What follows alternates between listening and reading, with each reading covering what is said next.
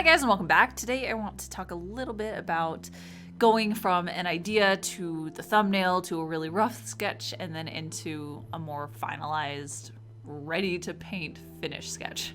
So this is a process that I actually really love.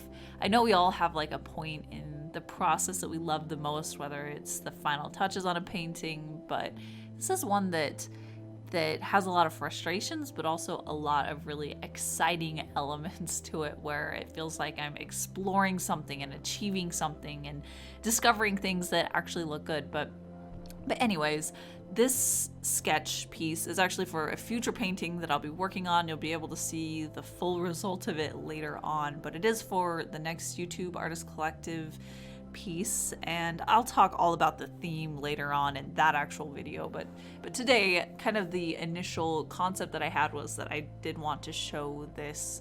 She's actually a goddess, but I wanted to show her in a very serene kind of a setting. And when I first started sketching this, I didn't know what that setting would be yet, but I knew in the back of my head that that was something that I would address eventually. And I wanted her to be playing an instrument, a stringed instrument specifically. So at the beginning, before I really even started doing much drawing at all, after I think I did one initial thumbnail of what I had pop right into my head, I started looking up references of stringed instruments and also sitting positions for when you're playing those, and that really helped clarify exactly how I wanted her to look. That was a big deal for when I was composing this piece, because if I had no idea how someone would actually sit while they're playing a stringed instrument, which I did not know before this, I wouldn't be able to set aside the correct compositional elements as I was drawing it so that I can make it look right. But also that quick thumbnail that I did at the very beginning when I jotted down some words that were actually some ideas that I had about it,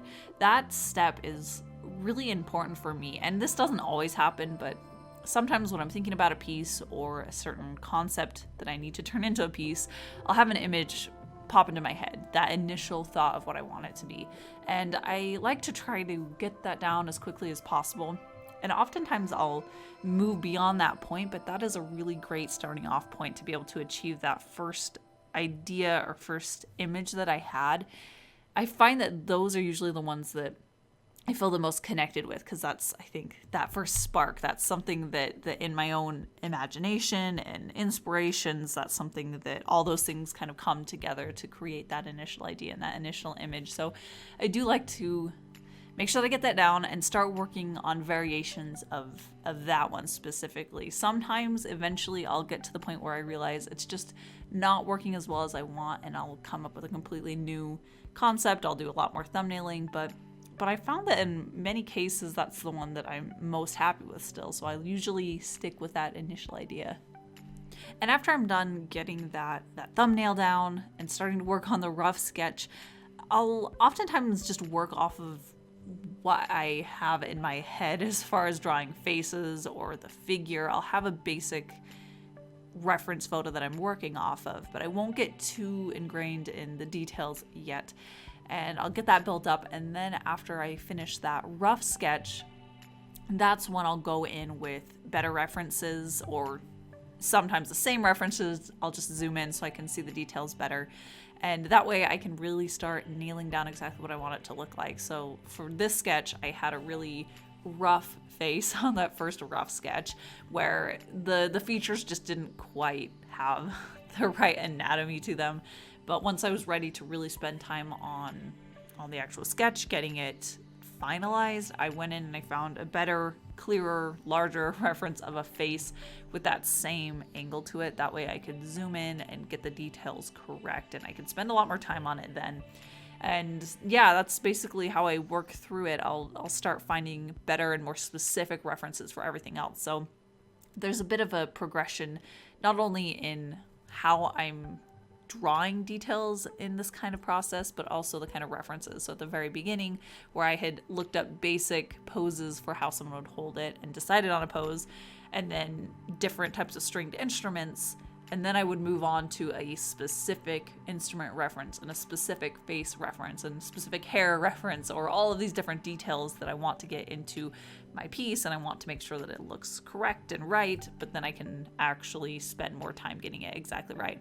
I found that this works a lot better for me than than ways that I used to work, where I would spend hours looking for a specific reference, except it wasn't always clear in my head exactly what that reference needed to be. I just felt like I would keep looking and eventually I'd find something that would spark this great idea. And it was so much wasted time and so much frustration. And I found that this just works so much better, being able to have something concrete to work off of, and then I know exactly what I'm looking for. And then when I'm looking for references, it doesn't even have to be something exact. It can just be, I need to find a form that has this basic shape to it. That way I can know how it would curve around the person or the body or whatever is actually happening. And that has made a huge difference in the way that I'm able to sketch and the way that I'm able to use references and my overall satisfaction with this kind of process. This used to be the most frustrating part for me because I would waste so much time, except I didn't think I was wasting time. I didn't feel like it was a waste of time because it felt like I was finding references and I need references, but I was just putting it in the wrong order. I needed to trust myself enough to be able to get the sketch there rough enough first and then be able to find that reference that I needed. I cannot wait to start working on the final version of this painting. I think it'll release in the middle of April, if I have the time right. It is going to be in oil, so there's going to be a lot of new things that I get to learn with this process. I just am really excited about this. But I do have a link down in the description that'll take you to my art shop if you're interested in checking out the originals or art prints or stickers or anything else that I have over there. There is a link down in the description. There's also a link to my Patreon, which is a great way to help support this channel and the artwork that I do. And that is about it for today. I post Wednesdays and Saturdays, so I'll be back later this week with another video. So I'll see you guys soon.